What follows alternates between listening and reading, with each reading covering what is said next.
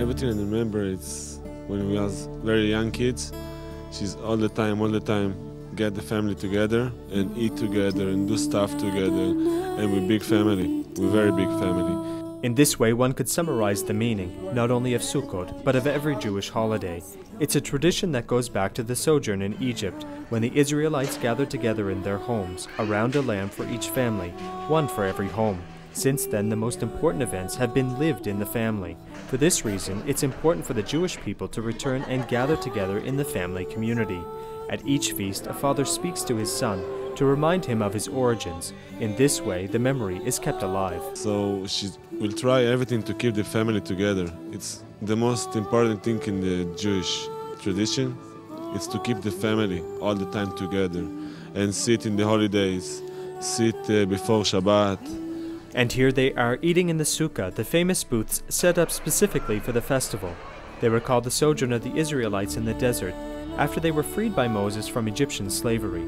Then the children of Israel journeyed from Ramesses to Succoth, the book of Exodus tells us, the civilian name of the city of Pithom in Egypt. During their long wanderings before reaching the Promised Land, the Jews lived in booths. One just needs to look around Jerusalem to see many sukkot built everywhere, outside of restaurants and cafes, near the houses and on the streets of the Jewish quarter. Jews eat in the tabernacles, experiencing precious moments of conviviality. They also go to the wall, bringing with them branches to be used during prayers. According to the Torah, one must wave 4 plant species for the feast: the lulav, a palm branch, the etrog, a kind of citron, 3 myrtle branches, and 2 willow twigs. The feast lasts 8 days, culminating with the Hoshana Rabbah.